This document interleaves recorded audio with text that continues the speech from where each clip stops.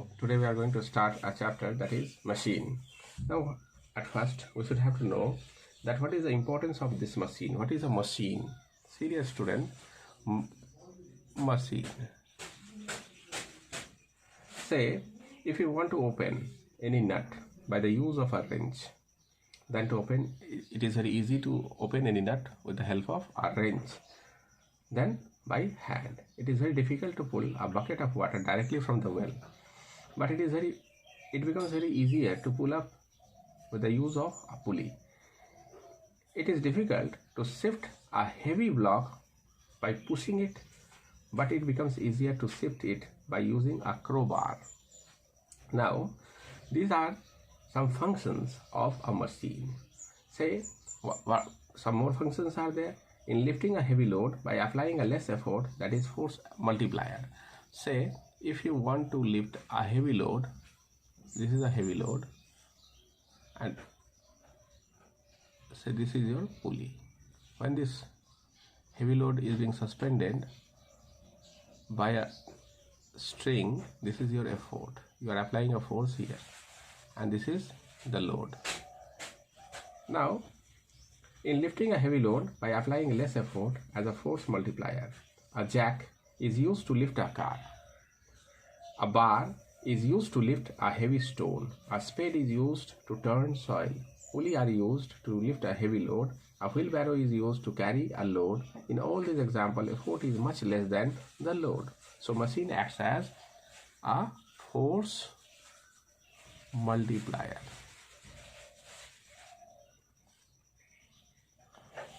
Now, some more examples are here. Say, in changing the direction of effort to a convenient direction. Say, a bucket full of water is lifted up from a well without the use of pulley. Effort has to be applied upward. By using a single fixed pulley, it becomes possible to lift a bucket from a well by applying the effort in downward direction. When we are applying an effort in downward direction, we are lifting that bucket. For gain in speed, say a pair of scissors is used to cut a cloth. Its blade moves longer on cloth while its handle moves a little. So this is a blade of a scissor, and this is a handle. Handle moves a small distance than the blade.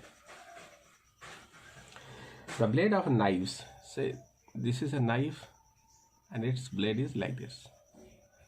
Now, the blade of knives moves by a small displacement of its handle. Handle will move a very small displacement. Here the effort is more than the load. We are giving a much more effort here. We are applying much more effort here. Now, what is a machine? A machine is a device by which we can either overcome a large resistive force at some point by applying a small force at a convenient point and in a desired direction, or by which we can obtain gain in speed. A machine cannot be used as a force multiplier as a speed multiplier simultaneously. For a machine used for a force multiplier, a machine will act as a force multiplier when effort is less than load. It will act as gain in speed when effort is greater than the load. These are the conditions when a machine will act as a force multiplier or a machine will act as a gain in speed. Now, technical terms related to a machine. First is load. What do you mean by the term load? The resistive or opposing force to overcome by a machine. The resistive force to be overcome by a machine is called load. And what is effort? Effort, we denote effort with a symbol with the letter E. The force applied on the machine to overcome the load is called effort. Now, a term is there, mechanical advantage. What is mechanical advantage? Load by effort is called mechanical advantage. While using a machine to overcome a certain load, if effort is needed less than the load, the machine has the mechanical advantage greater than 1. Mechanical advantage greater than 1 when effort is greater than load.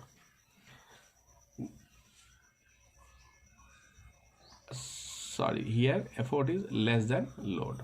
for mechanical advantage less than 1, effort is greater than load. When mechanical advantage is equal to 1, effort is equal to load. These are the certain conditions. Now, if the machine having a mechanical advantage greater than 1, if suppose it has a mechanical advantage greater than 1, then it acts as a force multiplier. Now, when it is less than 1, then it acts as gain in speed. Now, when it is equal to 1, generally it is used to change the direction. Change the direction of effort, as there is no gain in force or speed. Now, it doesn't have any unit. Mechanical advantage doesn't have any unit. Why? Because it is the ratio of two similar quantities. Now, velocity ratio. What do you mean by this velocity ratio? Velocity ratio is velocity of the effort by velocity of the load. Now, what do you mean by velocity of a load? We'll write VL as DL by T. We'll write V as DE by T. What is DL and DE? DL and DE are the distance moved in the same time T by the load and the effort.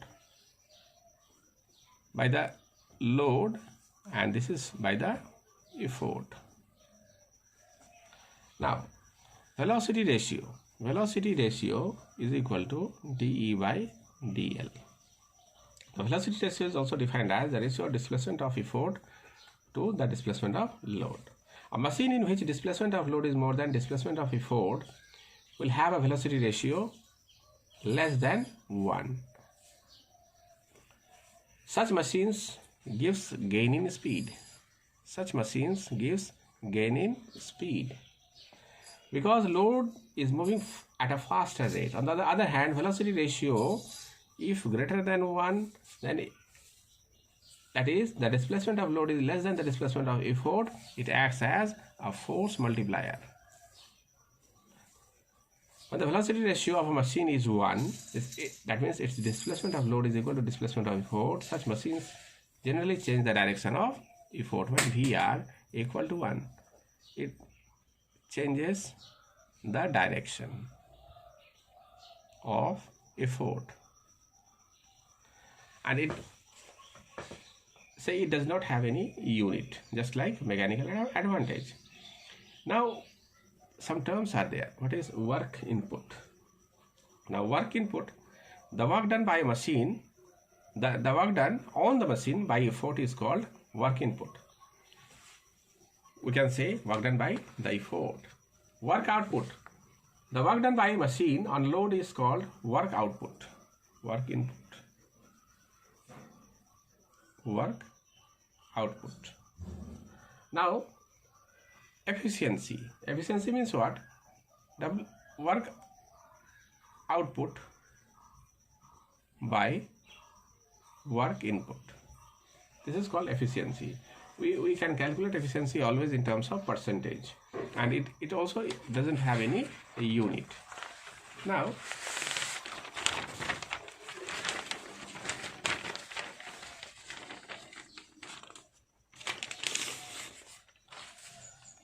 see, due to friction, the weight of moving parts of a machine of a given design, its velocity ratio does not change, but its mechanical advantage decreases so its efficiency also decreases. If mechanical advantage will decrease, its efficiency will also decrease. Now, what is the principle of machine?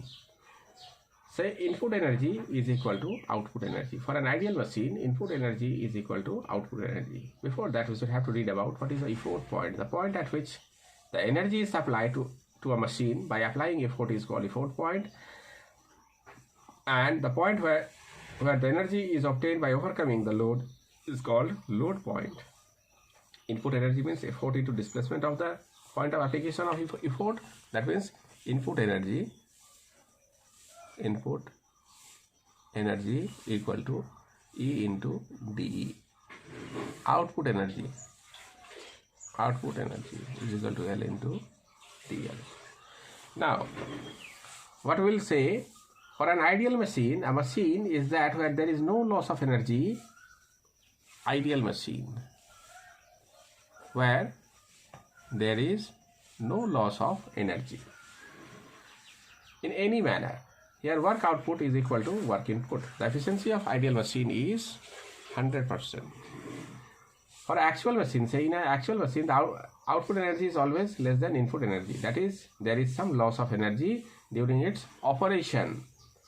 There is a loss of energy in machine due to the following three reasons. First one is moving parts in it are neither weightless nor smooth. The string is not perfectly elastic. Its different parts are not perfectly rigid. The most prominent loss in energy is in overcoming a force of friction between moving parts of the machine. The energy lost so appears as a heat due to which moving parts of machine get heated. If a machine is 80% efficient, it implies that 80% of the total energy supplied to a machine at the effort point is obtained as a useful energy at the load point, and the remaining 20% of the energy supplied is lost in overcoming the force of friction, and it appears as a heat energy in different parts due to which they get heated up. Now we are going to see a relationship between mechanical advantage, efficiency and velocity ratio. Say N is equal to work output by work input. Now what we are going to write? For output, L into DL by E into DE. Now L by E into DL by DE. What we will write? This is your mechanical advantage and this is your velocity ratio. Now N into VR is equal to NN. This is a relationship between efficiency, velocity ratio and mechanical advantage. For an ideal machine, work output is equal to work input, so that efficiency is equal to 1, that is 100%. In actual practice, the mechanical advantage for all the practical machines is always less than its velocity ratio. Mechanical advantage is always less than its velocity ratio for actual machine. Or work, say output work is always less than input work, so efficiency is less than 1. At that case, efficiency is less than 1 due to some loss of input energy. Now we are going to read about a term, that is your lever. A lever is a rigid straight bar which is capable of turning about fixed point. So there are three types of lever. Class 1 lever is what? Say in between load and effort. Fulcrum is there. In class 2 type lever,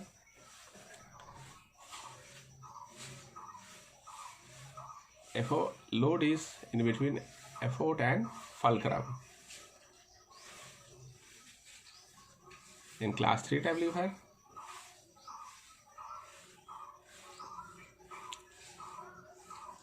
this is your fulcrum and this will be your effort. This is your F. Now a lever works on the principle of moment, according to which in the equilibrium position of lever, moment of load about a fulcrum must be equal to moment of effort about the fulcrum. That means what? Say clockwise moment is equal to anti-clockwise moment. Now if the effort arm is equal to load arm, if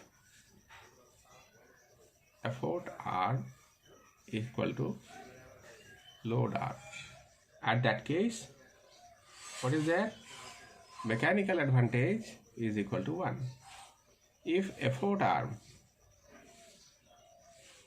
is less than load arm, then mechanical advantage greater than 1. If effort arm is greater than load arm, then mechanical advantage less than 1. Now there are so many examples of this class 1 lever. The mechanical advantage and velocity ratio can have a value either greater than 1 or equal to 1 or less than 1. When the effort arm is longer than the load arm, mechanical advantage and velocity ratio for an ideal class 1 lever is greater than 1. Such lever serve as force multiplier. Such lever serve as force multiplier where mechanical advantage and velocity ratio is greater than 1. Now, for example, shears for cutting a thin sheets of metal have such longer handle as compared to its blade. Similarly, a crowbar, claw hammer, plier, spoon have a longer handle.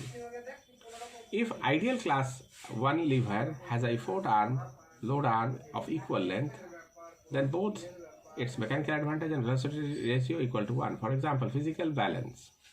With both the arms equal in length, mechanical advantage and velocity ratio is equal to 1. When an ideal lever of class 1 has a effort arm shorter than the load arm, both its mechanical advantage and velocity ratio less than 1. Such levers are used to obtain gain in speed. That is, dl is greater than de.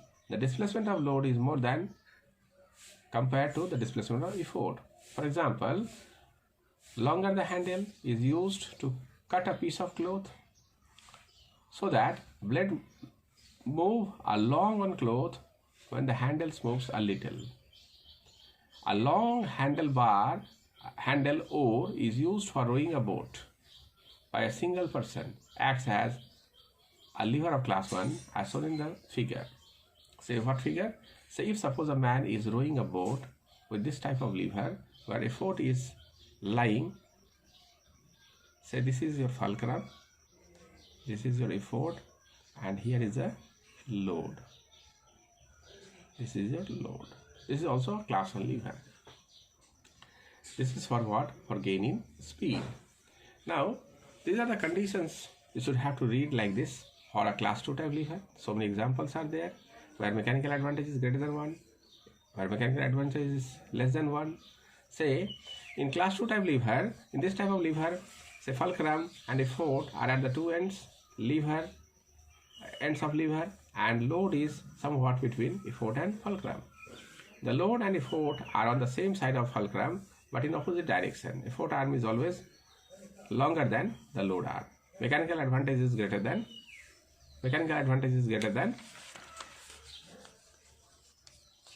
1. Since ideal machine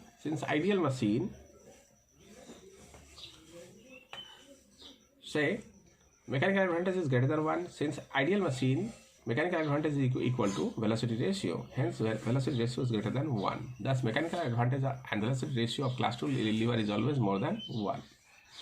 In other words, class 2 lever always acts as force multiplier. Less effort is needed to overcome a large load. For example, in a nutcracker, a hard nut is broken by applying a small effort. A nutcracker, a bottle opener, wheelbarrow, lemon crusher, paper cutter, mango cutter, a bar used to lift a load, a door raising the weight of human body on toes are example of class 2 lever. Say class 3 lever. In this type of lever, the fulcrum and the load are at the two ends of the lever and effort is somewhere between fulcrum and load.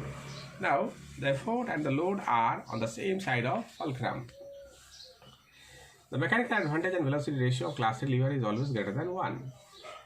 Sugar tongues, forearm used for lifting load, fire tongues, foot treadle, knife, spade, fishing rod. These are the examples of class 3 lever. Now, up to this much.